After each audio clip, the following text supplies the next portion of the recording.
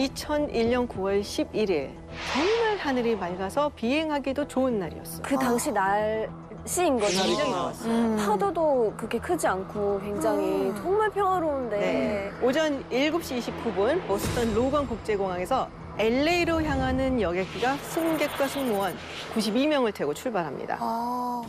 American 11, turn 20 degrees right. Right, American 11. American 11, now climbing table level 350. 그 관제센터하고 처음에 교신하고 이런 것도 아무 문제가 없었어요. 비행기 굉장히 순조로웠고. 그런데 한 10분 정도 지난 다음에 문제가 생긴 거예요. 이게 아메리칸 항공 11편인데 교신이 끊어진 거예요. 관제센터가 아무리 교신을 하려고 해도 안 됩니다. 답도 오지 않고.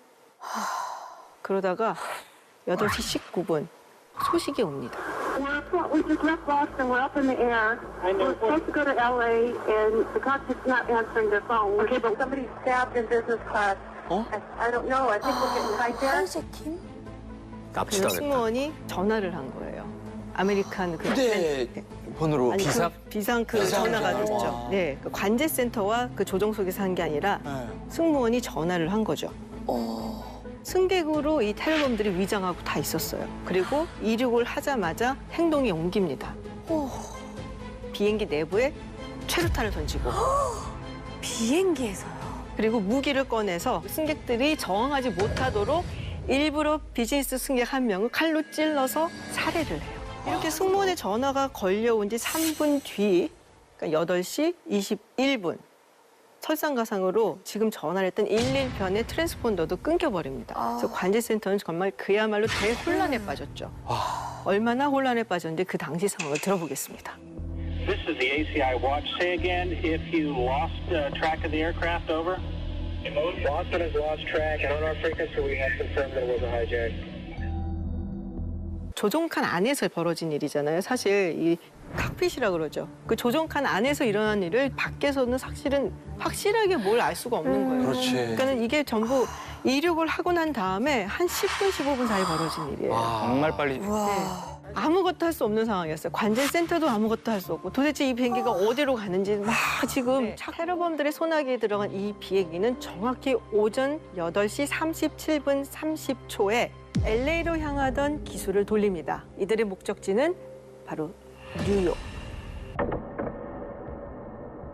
8시 46분 뉴욕 시민들은 정말 여느 때처럼 평화로운 하루를 보냈습니다.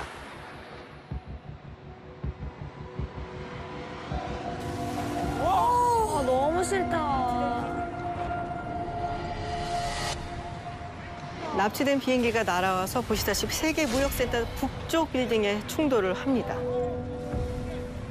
정말 그 누구도 예상하지 못했던 충격적인 테러가 일어난 거죠. 이게 9.11 테러의 시작이었어요. Filming them and filming their astonishment. 전 세계 언론이 실시간으로 테러 상황을 중계하고 그리고 보는 사람들이 정말 다 충격에 빠졌어요. 경악스럽죠? 이게 눈으로 보면서도 믿을 수 없는 상황이 지금 펼쳐졌죠. 처음이자 끝이 아니었죠. 시작일 뿐이었고 범인들이 납치한 두 번째 비행기가 뉴욕 상공에 나타납니다. 첫 번째 테러로부터 16분이 지난 오전 9시 2분 두 번째 비행기가 날아와서 세계 무역센터 남쪽 빌딩을 강탈을 합니다.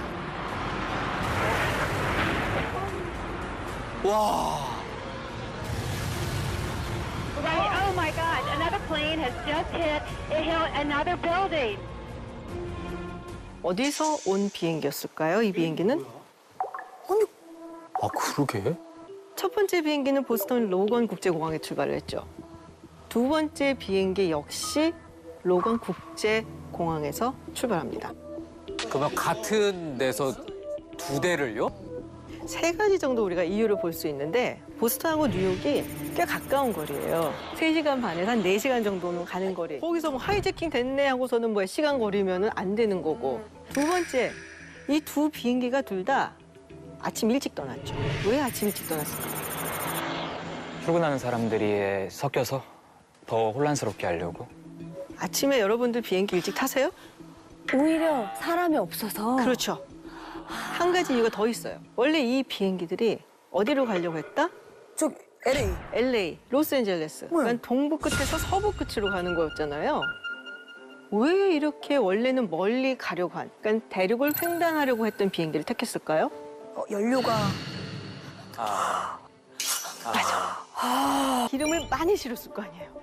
그러니까는 여기가 충돌을 했을 때 화재가 나면은 폭발력이 훨씬 더 커진다. 미쳤다 진짜. 대신 연료는 덜 써야 되니까 그렇죠. 가까운 가까운 데서 곳에서 와, 출발하고. 너무 끔찍하다. 그래서 이 두 번째 비행기는 승객 51명, 승무원 9명, 그리고 테러범 5명을 태우고 출발합니다. 그리고 첫 번째 비행기가 납치됐다는 사실을 알게 돼요. 보스턴 관제센터에서 막 하이제킹 됐다고 막 다른 비행기들한테 이제 막 전달을 한 거거든요. 근데 아무 도움이 안 돼. 왜냐? 설마 또 한 대를 하이제킹했겠어. 전혀 생각도 못 한 거죠. 그래서 결국 두 번째 비행기도 손쓸 새 없이 납치가 됐고요. 건물이 무너진 거는 시간 문제였고요. 두 번째로 비행기가 충돌한 이 남쪽 빌딩이 피격당한 지 56분 만에 무너지기 시작합니다.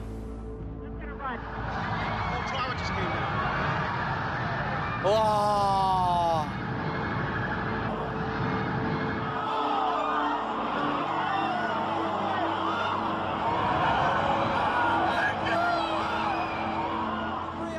아니 그 큰 건물이 저렇게 와르르. 나와라, 뭐 탈출해라 했으니까 나가고 있는데 남아있던 사람들이 있었던 거죠. 그리고 처음에 거는 93에서 99층까지였잖아요. 남쪽 빌딩은 75층에서 85층까지인가 그래요. 그러니까 더 아래쪽인 거예요. 맞아요. 그러니까 위에 사람이 더 많이 남아있었어요. 그러네.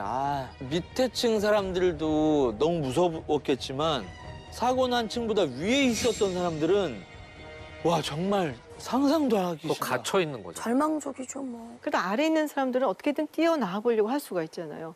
근데 위에 있는 사람들은 뭘 할 수가 없는 거예요. 네, 이제 남은 북쪽 빌딩도 무너지는 거는 시간 문제였죠. 하지만 이 비행기보다 충돌지 위에 있던 사람들. 어떡해.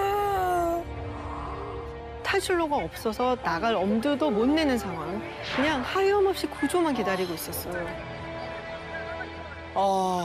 그리고 저기 있던 사람들은 옆에서 남쪽 빌딩 무너진 걸 봤잖아요. 지금. 이런 절박한 상황에 그들이 했던 통화 내용이 있습니다.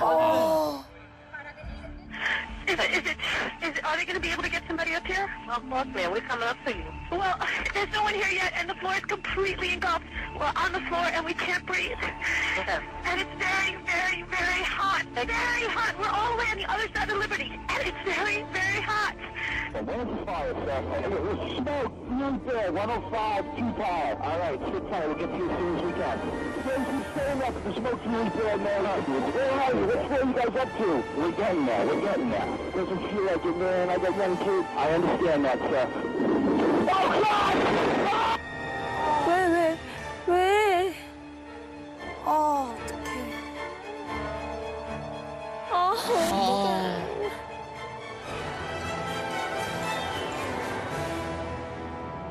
근데 당시 이 화재 열기가 1000도가 넘었다고 해요. 1000도씨가. 그러니까 언제 구조될지도 모르고 냉정하게 보면 구조될 수 없을 것 같다는 생각밖에 안 들고 그리고 점점 불길은 뜨거워져 오고 그러다 보니까 어쩔 수 없이 안타깝게도 투신을 선택한 사람들이 많았어요.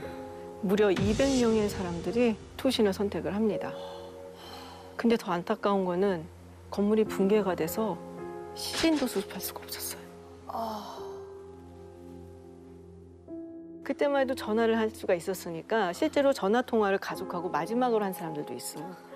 그래서 사랑해 엄마 이렇게 말을 한 사람도 있고. There's a fire right there. I love you, too. I love you. I don't know if I'm going to be okay, sir. I love you so much. There's lots of smoke, and we just wanted you to know that I love you always. I think I'm okay. I'm safe now, but it's smoky. I just want to say how much I love you. And, I will, call you when I'm safe. Okay, Mom? Bye. It's on fire, and I'm in it, and I can't breathe. Tell everyone I love them. Yes, I don't get out of here.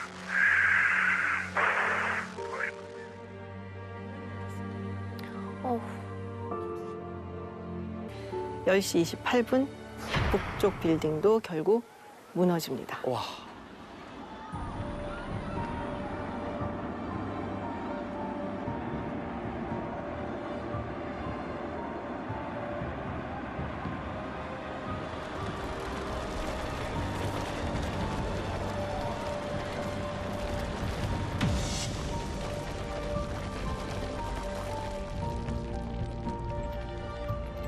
이렇게 2001년 9월 11일 수십 년간 뉴욕의 상징이었던 쌍둥이 빌딩이 하루아침에 사라져버렸습니다. 북쪽 빌딩이 붕괴하면서 아까 93층에서 99층 사이 바뀌었다고 그랬잖아요.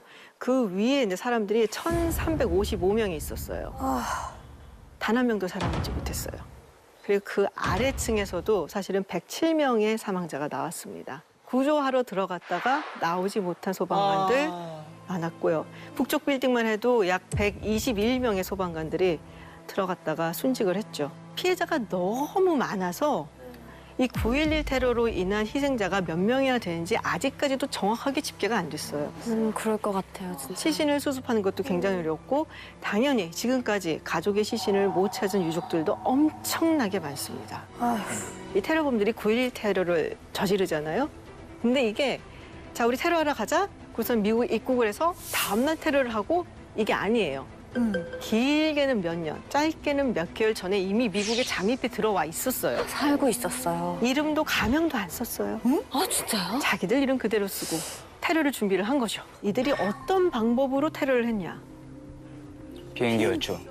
하이제킹. 그러면은 미국의 비행학교에서 비행 교습을 받았어. 이 9.11 테러가 나기 한 달 전에 사실은 같은 테러를 이제 공모를 했었던 테러범이 있었어요. 근데 잡혔어요, 이 사람이. 이 사람의 이름이 뭐냐면 자카리아스 무사위입니다. 바로 이 사람이에요.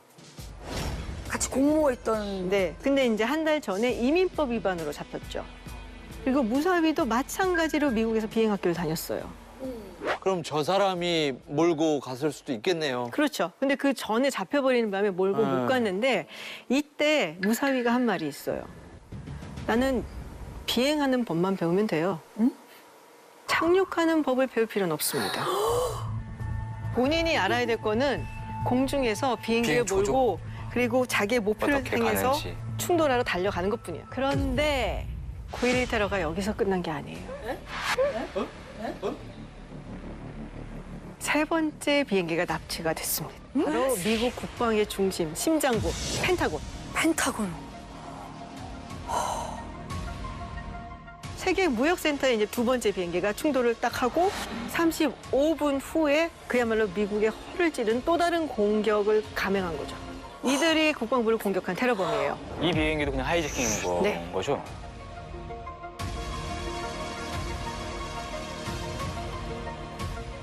미국의 경제력을 상징하는 세계 무역센터를 공격하고 그리고 미국 국방의 심장부인 펜타곤까지 공격을 한 겁니다.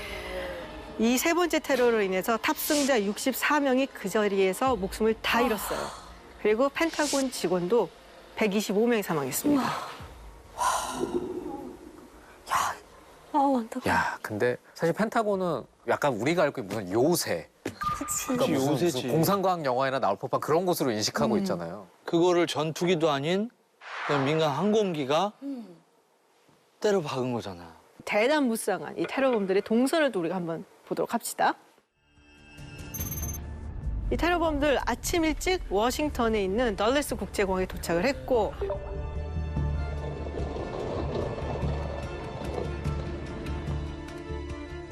저기 모헤드 그리고 미크다르가 보이는데요. 일단 둘 다 금속 탐지기에 걸립니다. 예, 미크다르는 폭발물 탐지기로 짐을 검사를 받고 그리고 모헤드는 이 휴대용 금속 탐지기 이걸 몸수색을 받아요. 그래, 잘 됐다. 뭐 나오지. 그런데 이 미크다르가 먼저 통과하고요. 아, 뭘 이렇게 허술하게 검사해. 아니 왜 걸렸는데 왜 또 왜 네. 보내는 거? 모헤드는 이렇게 문제가 또 생겼나 싶었는데 마찬가지로 탑승 허가를 받습니다. 네, 아직 끝나지 않았어요. 저기 아즈미 형제가 걸어 들어옵니다. 이 두 사람도 걸려요. 그리고 파란색 옷을 입은 형 아즈미가 다시 요원에게 몸수색을 받고 있죠. 동생은 진 검사를 지금 다시 하고 있어요. 이때 이 형 아즈미 주머니에서 나이프가 나왔어요. 아, 흉기로. 그런데 또 통과됩니다. 아니 왜요? 칼이 나왔는데? 네, 결국 이때 못 맞고 이들은 펜타곤 공격을 한 거죠. 아니, 칼이 나왔는데 왜 보내줘요? 그때는 칼이 조금 하면 허용됐었어요. 나는 이해되는 게 미국 사람들 의외로 그 나이프 진짜 열쇠고리처럼 들고 다니는 사람들 많잖아요. 아, 이거 맥가이버. 맥가이버 칼이라고 하는 거 진짜 많아요. 그래서 저게 뭔가 되게 막 특별하고 그런 도구로 안 보였을 것 같아. 그러니까 4인치 정도 되면은 됐어요. 아, 너무 허술하게 했다. 지금은 안 그래요. 지금은 당연히. 그때 이후로는 뭐 다 뒤지고 뭐 어마어마하게 다들 경계를 한 거죠. 맞아. 자, 이렇게 세 번째 테러까지 일어나니까 아, 이제는 안 되겠다. 특선의 조치를 취하기 시작을 합니다. 이제서. 네. 그래서 미국 전체 영공을 다 봉쇄를 시켜버려요. 그래, 왜 두 번째 때 안 하냐. 그래서 모든 비행은 다 캔슬되고 비행기들은 전부 다 강제 착륙. 이 정말 미국 역사상 전무후무한 일이었거든요. 뭐 자존심도 굉장히 상하는 일인데 납치된 비행기가 한 대 더 있었어. 테러범들이 첫 번째 공격한 곳은 뉴욕이죠. 뉴욕의 세계무역센터, 미국 그리고 세계 경제 중심지예요. 두 번째 공격한 곳은 국방의 중심지, 미국 국방의 심장부, 펜타곤. 세 번째 공격한 곳은 미국의 정치의 수도, 워싱턴을 공격을 합니다.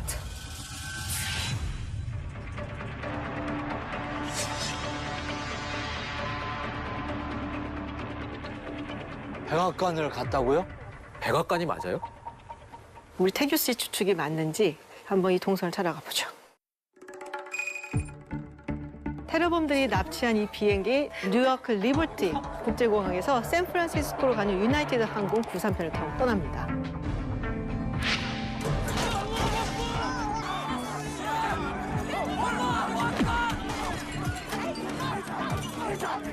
얘네 진짜 너무 무섭다.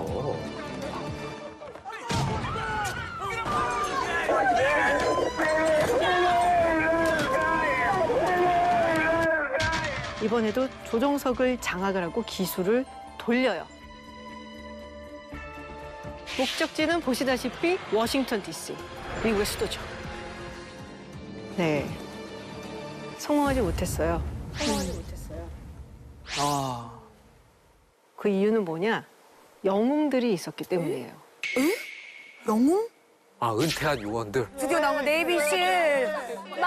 마동석이 있다. 비행기 안에. 우리가 그런 사람들 영웅이라 보통 생각하죠. 근데 사실은 아주 평범한 시민들이었어요.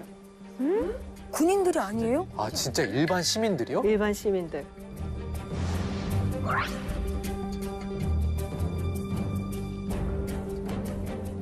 그리고 이들 중에서도 정말 앞장서서 이 테러범들하고 맞서서 싸운 사람이 있는데 바로 이 사람입니다. 토드 비머. 그냥 정말 평범한, 네. 이 토드 비머 씨는 32살의 세일즈맨이에요. 군인 출신도 아니에요? 네. 그리고 다른 승객들, 승무원들과 함께 이 테러범들을 제압을 해서 조종석을 습격을 하고 비행기를 되찾자라고 결심을 합니다. 와. 습격 직전에 이 토드가 사람들에게 얘기를 합니다. 뭐라고? Let's roll. 렛츠로. 시작합시다. 승객들은 죽음을 각오하고 테러범과의 전투에 나섭니다. 우리가 이제 테러범하고 싸워야 되는데 무기가 필요하잖아요. 근데 없잖아. 있는 건 다 써야죠.